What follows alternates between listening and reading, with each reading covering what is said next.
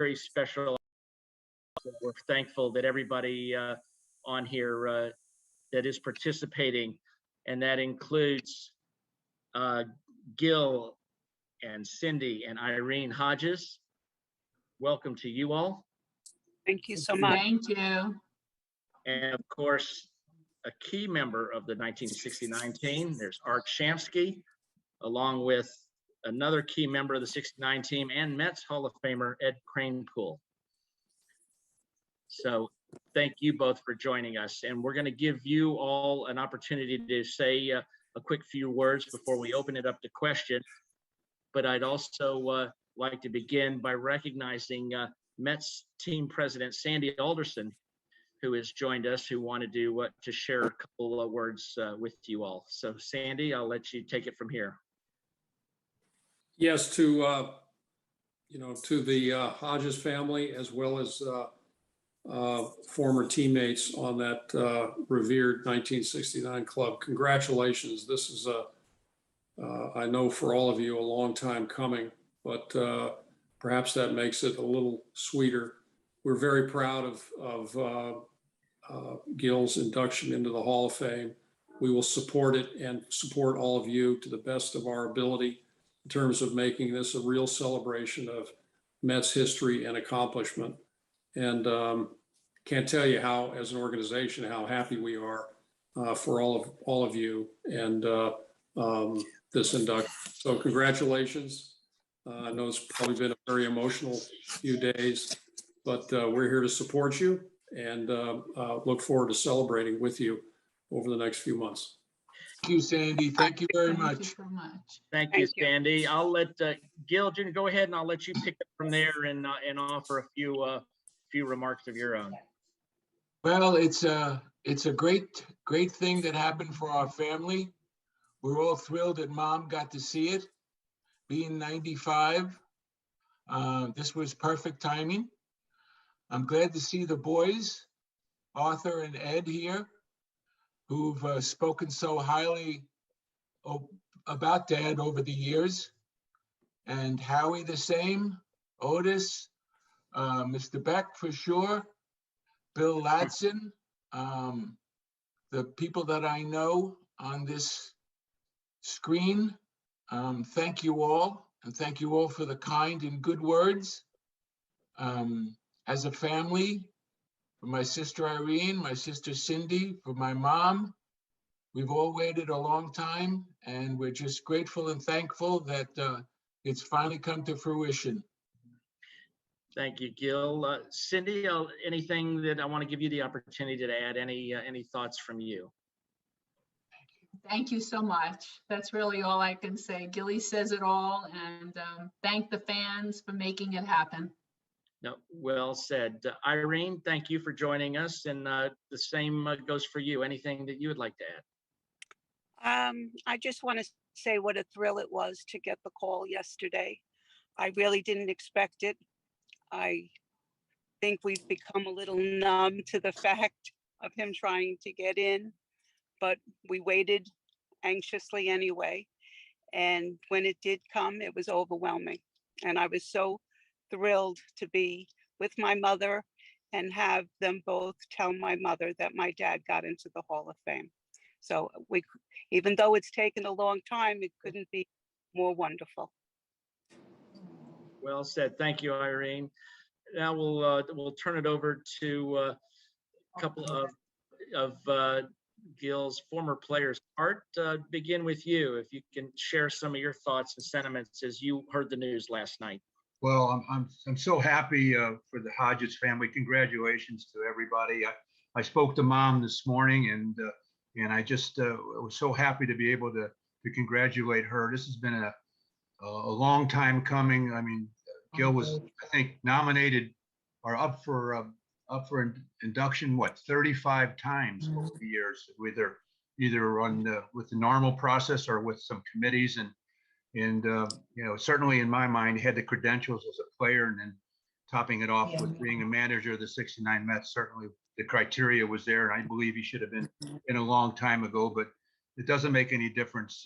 He's in now, and I think all of us who were part of that 69 Met team feel and I don't want to speak for everybody, but I do feel like we all think it was that we had, we're happy to have been part of that part of his life, and in some way feel like we were part of this whole process. And so it's been great. It's been great. It's great. It'll be for the Met fans. It'll be great for baseball fans. It'll be great for the city of New York. And so many people revered Gil and know about his memory and how important he was to the franchise and to Brooklyn and to the city of New York. And so for me personally, I think it was great. It was waiting with anticipation when they made the announcement. And again, having been nominated so many times, I think family's been up and down through this process and well deserved finally getting in. And I hope, I really hope that it's a wonderful time when they do the inductions. And again, congratulations to the Hodges family and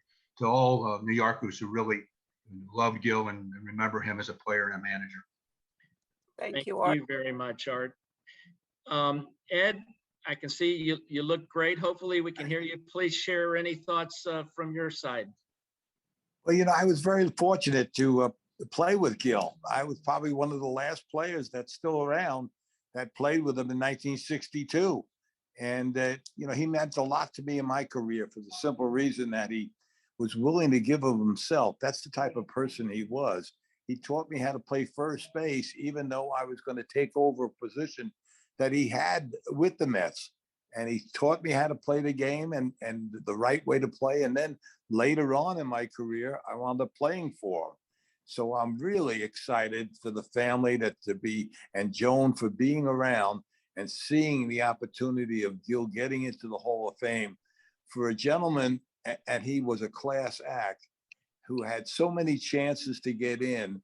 This is finally done. And I think, the Hall of Fame is better for Gil Hodges to be in the Hall of Fame. He meant so much to New York. As a Yankee fan growing up, I watched the Yankees play the Dodgers all the time. So I remember his career and how dominant he was in baseball. And he was a great human being and he was a great manager. So he probably would have got in as a manager eventually, but unfortunately we lost him. So I'm glad that he finally got in. Took too long, too many opportunities. They should have put him in years and years ago. And I'm glad to see it finally happen. I played with him. My career was affected by him, and he was a great guy. So I'm very proud to have known Gil, and I want to congratulate the whole family. And I look forward to seeing them up in Cooperstown next year. Thank you. Thank you so much. Thank you, Ed, for those special Thank you. sentiments. We are going to open it up to questions. Once again, if you use the raise your hand tab, I see we have a number of questions. Please remember to state your affiliation along with your name to help along those watching live, either on SNY or the different Mets social media channels. So with that, we are going to go to Howie Rose with the first question. Thank you, Harold. Howie Rose, radio broadcaster for the New York Mets. Gil, Cindy, Irene, I think you know how thrilled I am for all of you and for your mom as well. So congratulations. And really this question is for any of you. I think a lot of us have felt that your dad's passing set the franchise back maybe at least a decade, if not longer, for a lot of reasons. And one of them I've always wondered about was whether he might have served the organization eventually in the front office. Did he ever mention anything or express any interest in someday moving up to become a general manager and have more say into player acquisition?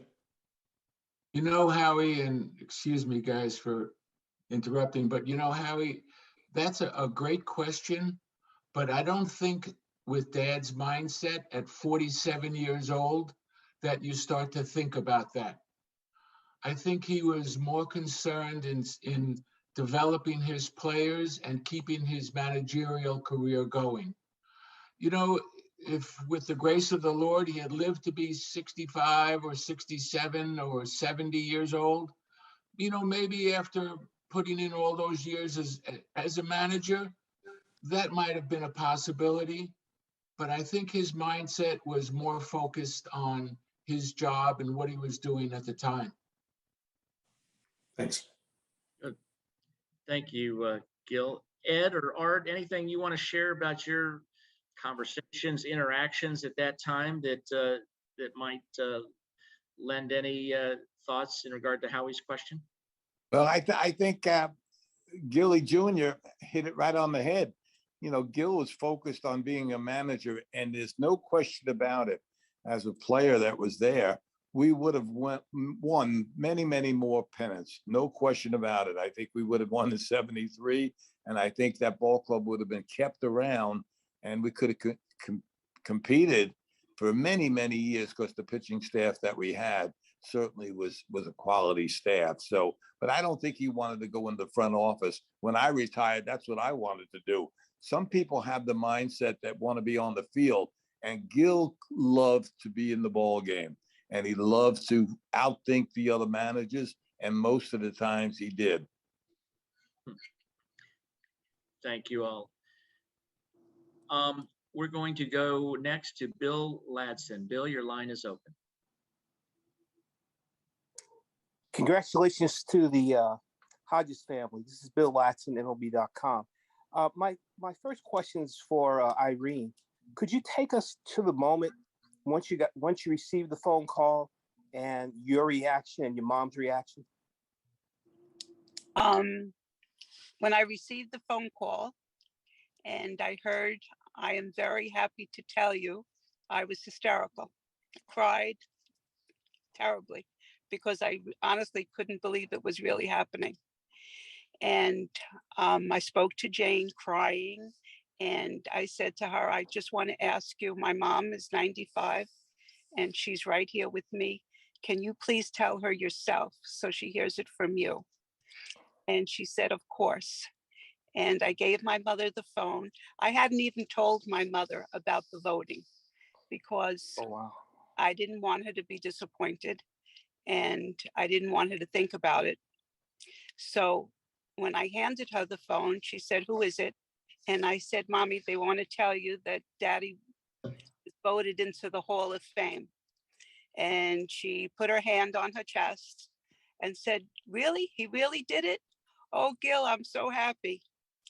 And with that, she spoke to both people on the phone, and then she handed me back the phone. And I spoke to them for a few minutes longer, and she was thrilled. She was just absolutely thrilled. I personally cried through the whole thing. Wow.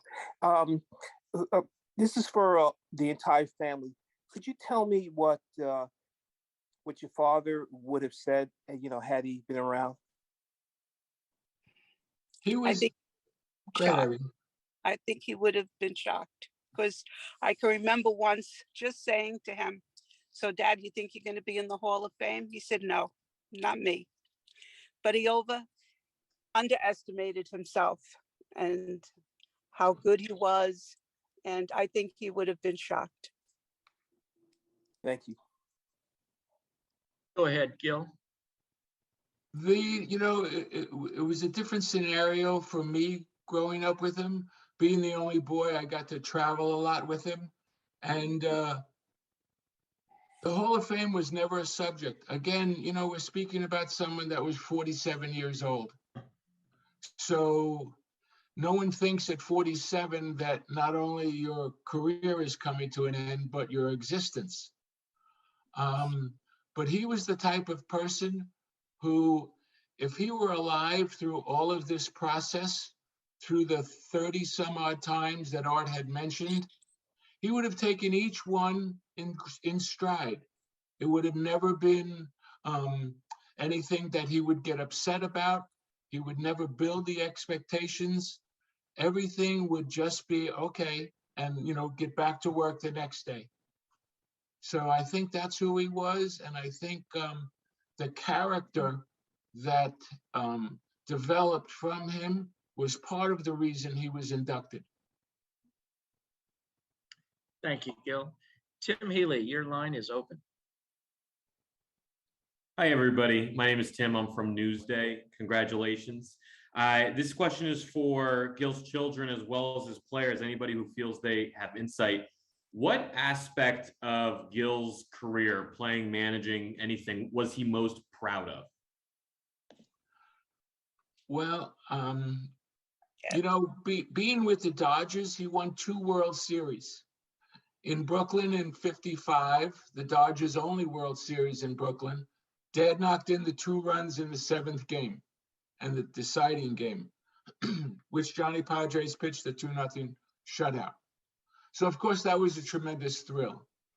Moving to Los Angeles and winning in 1959, where Dad hit over 390, was another tremendous thrill because the Dodgers now had won in 55 and 59 in 2 different locations.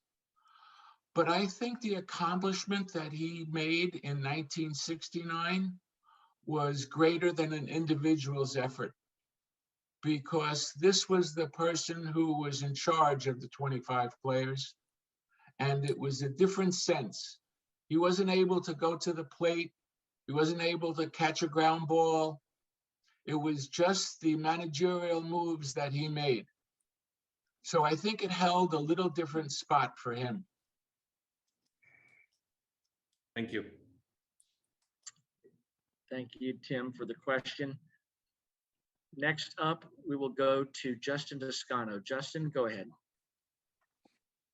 Hey everyone, Justin Toscano, Bergen Record. Just want to congratulate the family as well as Gil's former players. This one's actually for Ed and Art. Both of you have kind of spoken at different times about the ups and the downs players have with their managers. Given all of those that can occur throughout a season, why did both of you have such undying respect for Gil through everything? Well, I for one, had my problems early on with Gil, but I learned, what he was trying to do for me, and he was trying to make me a better player. So he earned my respect over the years. And unfortunately, I was playing my best baseball when he passed on.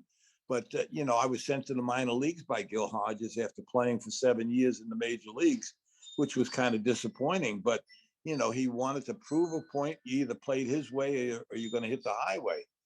But he earned the respect of every player, and he treated everybody the same. It wasn't a matter of Tom Seaver was treated differently than Ron Sabota or Ed Kranepool or whatever, and you had to do certain things, and he wanted the best for you, and he was trying to make you a better player. If he had to, discipline you, he did it, but he did it to everybody. So I just appreciated it. And when I came back, I became a better player. And, it was a big loss to me because I had proved him that I could play in the major leagues at a high level, the same level he wanted. But he was a great inspirational leader. And without him, we don't win the pennant in 1969. In my case, I remember coming over to the Mets in the spring of 68, my first year, which was Gil's first year.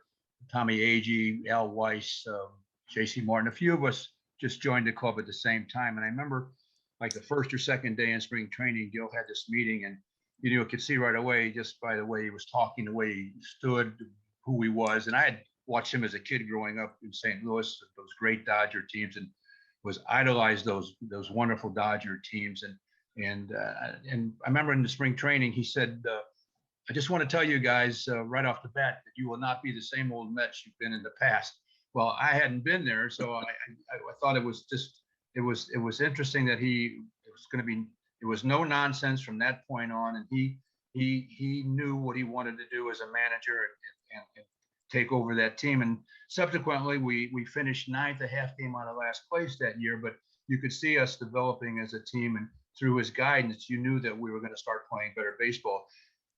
Fast forward to spring of '69, before we won the World Series, and he had a meeting, and he said, in spring training, he said, you guys lost a lot of games by 1 run. I think it was 30 something games by 1 run that year in '68. And he said, listen, you got to find ways to win games, whether it's 2-1, 1-0, 5-4, 10-9, any way to find ways to win games. And I think Gil's genius as a manager was instilling in us the fact that we had to play better.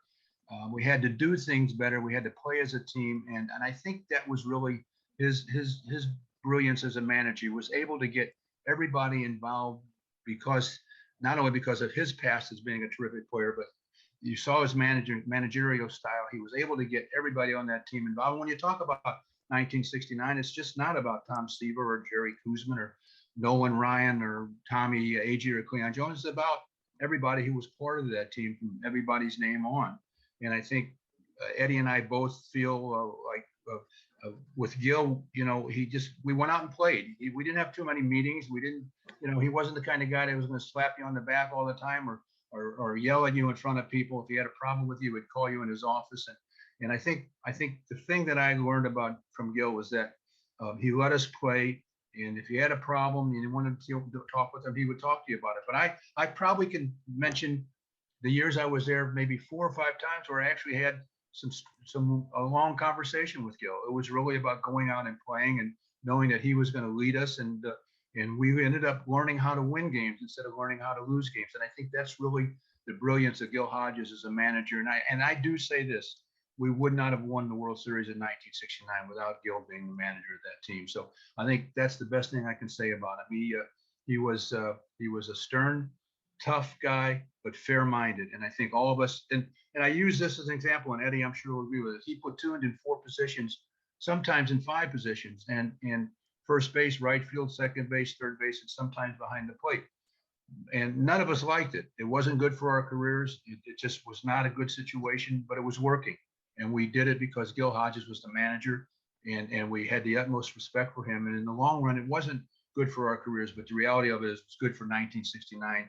And I think Gil was certainly the catalyst that really was the manager that led us to that championship. And I'll reiterate this. We would not have won without Gil as our manager.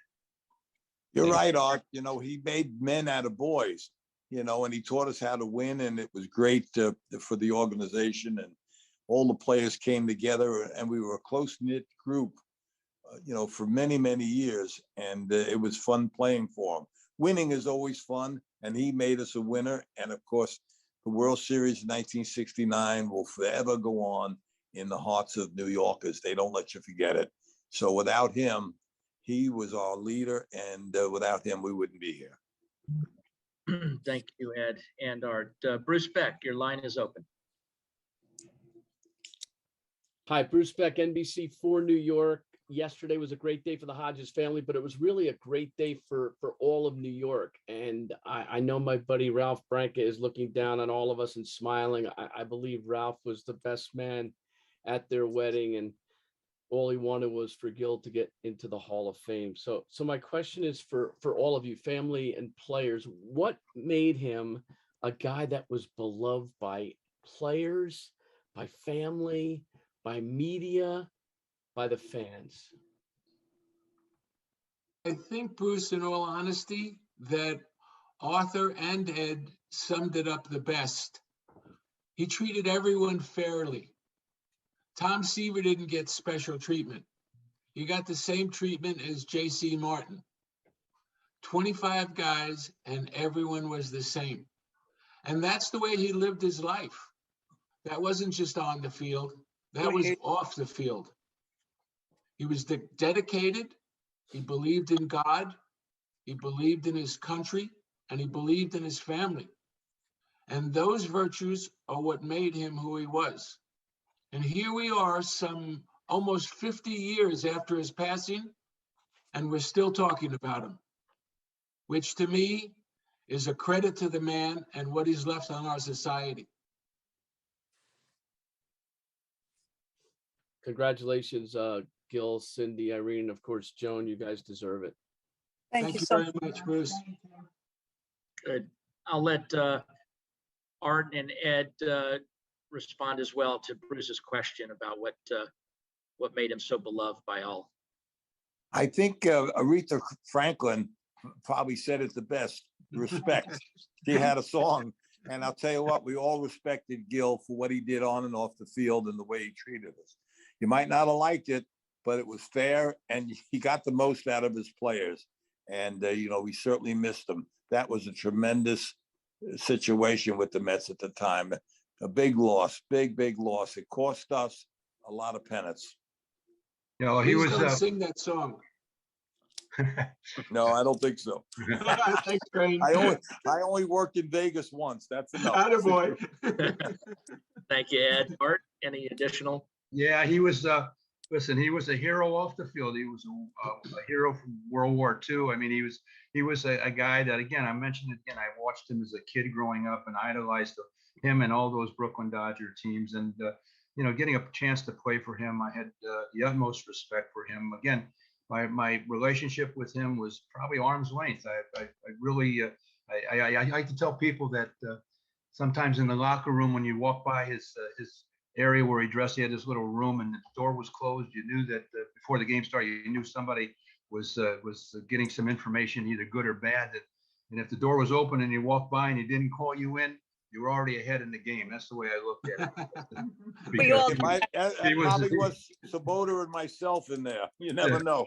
It could have been. It could have been. But I think his greatest tribute is that, as Eddie said, he treated everybody the same. And if you needed something to talk to him about, he was right there for you.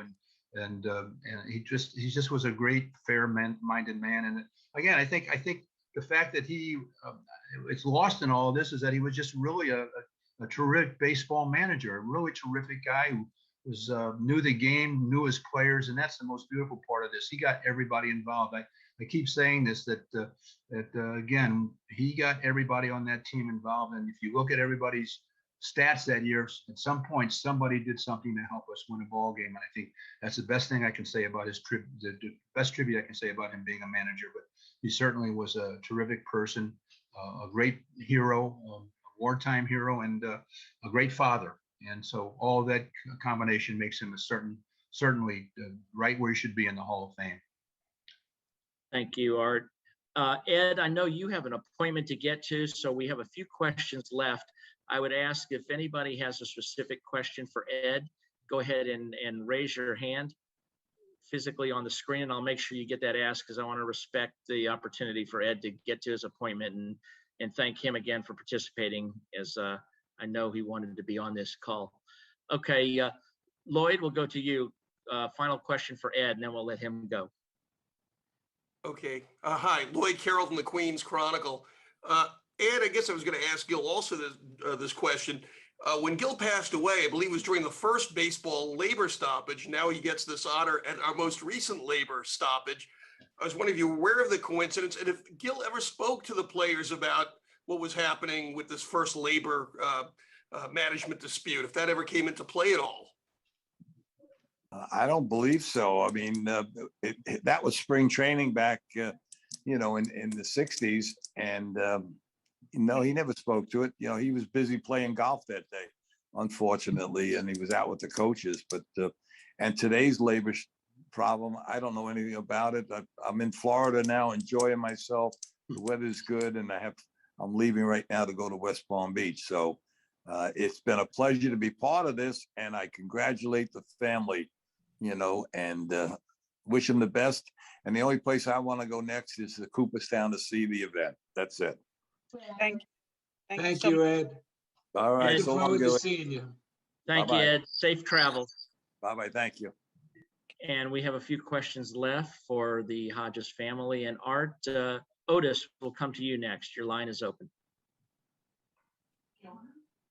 All right, Otis Livingston, sports director for WCBS Channel 2 here in New York, and congratulations to the Hodges family, to the players. What a tremendous day! What a tremendous time! And this is directed mainly at the children. In speaking to a lot of people, they told me that Gil had stats that were comparable to people that were getting into Hall of Fame. And I know there was a level of frustration, I'm sure, that every year that he was not getting in. But how did you guys not become bitter over something like that, to see other people who have comparable stats, accomplishments, et cetera, that may not have had the impact that he had as a man as well, the character that you guys speak about that were getting in? How did you guys remain humble and not become bitter over these days? The Hall of Fame is a tremendous honor, one he's well deserving of. But that didn't change anything as far as him being our father. And we loved him, respected him, missed him, and we wanted him there for him, but not for us. We wanted him to be in the Hall of Fame because he deserved it, but we didn't need that so much because we had him our whole life as a father. So that's the best part of it. Gil? Gil or Cindy, anything additional you'd like to offer? Well, the only thing that I would add to that, and of course, what Irene said is absolutely the truth, but remember how we were brought up. We were brought up by a man who didn't expect, never looked for, or never actually expected or wanted anything. So over the 30 some odd years that this has taken place, we as his children had that instilled in us. Instilled that this is what the vote was. Well, hopefully next time he'll get the chance. In 1993, when the vote was disallowed because Campy was in the hospital and couldn't be present and would have been the 12th vote to put Dad in, of course that hurt a little different because we had the 12th vote. But you know what? When the day ended, everything was still the same. We just went and moved forward. And like Irene said, we were fortunate because he was our father. Everybody got to see him, once in a while. But we got to see him a lot. And I think we're all grateful for that. Congratulations again. Thank you, Otis. Thank you all. Mark Roseman will come to your line next. Thank you, Harold. First and foremost, congratulations to the Hodges family and all of the New York Mets family, and in particular the boroughs of Queens and Brooklyn. You take a look at Gil, and over and above him being a ball player, he's that bridge of generations. At least for me, my dad grew up a Brooklyn Dodger fan, and when he took me to Met games, he would tell me all about Gil. And over the course of these 30 years, we've now bridged another generation where I've been able to tell my son about the great Gil Hodges, and people like Howie Rose, who have been very active on Twitter every time the votes come up, and other historians that tweet out his stats. When we reflect on the fact that all that love gets brought up every time he's up for the vote, does it make it more special? I mean, that you've seen all the stats and the love and building up of his character over the years to finally get to this day. Mark, what I think what we've learned to do as his children, and I know especially with Mom, we more or less, when Dad wouldn't make it and she would get very upset, we would more or less convince her that that's okay, Mom. Because remember something, if Dad gets into the Hall of Fame, they're going to stop talking about him. It's when he doesn't get in that they're going to continue talking about him. They're going to continue with the books and the pledges and the signings and the social media. All these things have transpired over the decades because he didn't get in. And I think that was somewhat helpful to her to understand that and comprehend that. But now, when it's finally taken place, we're all just so happy and so grateful. And I know I speak for not only myself and Irene and Cindy, but we're so grateful that Mom got to see it. Because unfortunately, the rules now is the next vote is 5 years away. And that's a long time. That's a long time, unfortunately, for all of us. But Mom got to see it, and that's really what matters to all of us. And Jerry Beach, will come to your line. Hey there, I'm Jerry Beach from Forbes.com. Gil, you just kind of, that's exactly what I was going to ask you. I know Irene had said that she didn't think too much about this because she didn't want to be disappointed again if it didn't work out. What were you and Cindy thinking the last couple of weeks and months with the knowledge that 5 years, like you said, is a really long time, and some people who might really want to see this might not be able to enjoy it if you got it in 2026. So, did you guys think about it less often this period than in previous elections? And was there that thought, like you didn't want to get yourself too excited about it in case it didn't work out again at this time? I think it was a little difficult not to think about it Everywhere you look, everything you see, it's everybody, fans just putting stuff out there, the social media. Unbelievable. It's just, for me, I was very young when my dad died. I was only 15. So for me, I don't have so much experience from back to Dodger days, even though I was born during that era. But for the Met days, I do. And fans just, they wouldn't stop until it happened. So it's a great, exciting thing for all of them and for all of us. Good. Next question will come from Tyler Kepner. Hi, again, congratulations. I want to ask Art Shamsky. Art, good to see you. Hey, Tyler.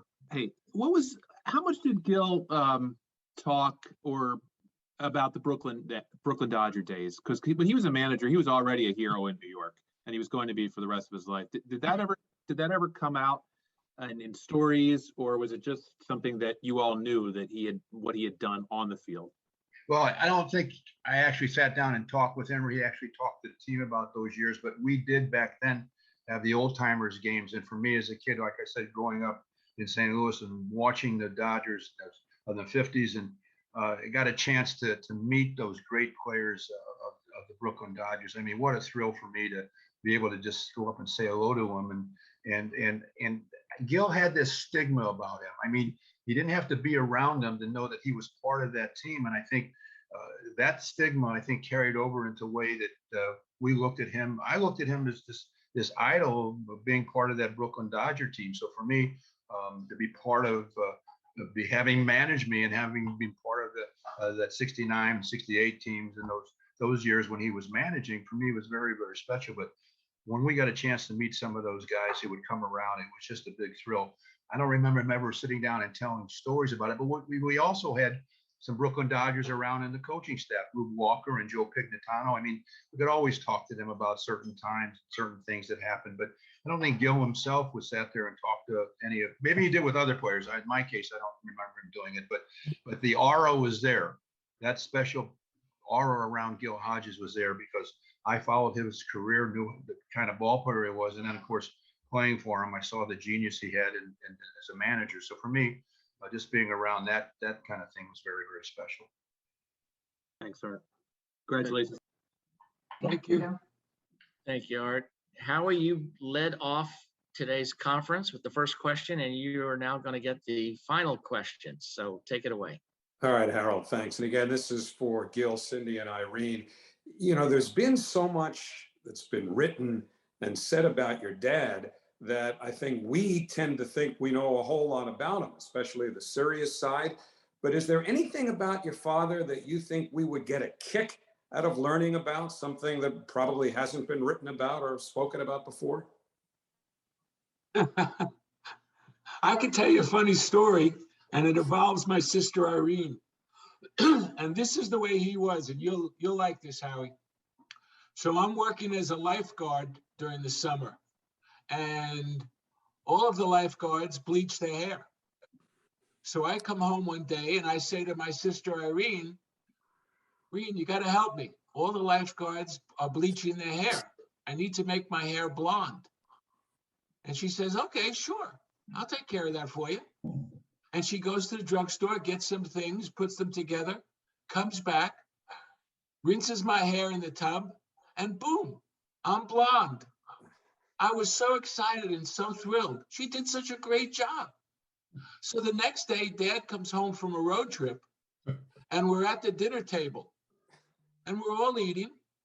And as he's cutting his steak, he looks at me and he says, what happened to your hair? And I said, oh, this was just something that was going on. All the guys at work, the lifeguards, they all bleached their hair. Irene helped me do it. It's not a problem. Everything is fine. And he kept eating his steak. Howie, he looked at me in the serious tone without smiling at all. And he said, stay in your room until it grows out. I said, Dad, that could be weeks and weeks and weeks. And you know what his response was, Howie? Get used to your room. That was the end of the subject, end of the conversation. At least they didn't find you. Yep, absolutely. Cindy, any thoughts there on your side? Oh, you know, I can remember how big his hands were when I got in trouble. We can all remember that. Nice. Irene, we'll let you pick up from there. I was the good child. I didn't get. Wait a minute, we're coming back in here. Hold on. No, I don't really have any memories of that. I remember silly things, but nothing that important. Well, everybody, thank you very much for participation. We really, all your sentiments just illustrate and remind us how special he was and how special this news that we all learned about yesterday is. So thank you, Art. Thank you, of course, to Ed. Thank you to Gil, Irene, and Cindy for your participation. Thank you, Sandy, for jumping on as well earlier. And you all have a great day, and we look forward to more celebrations as we get to the summer. Thank you, Harold. A pleasure. Thank you. Take care, everybody. Bye-bye.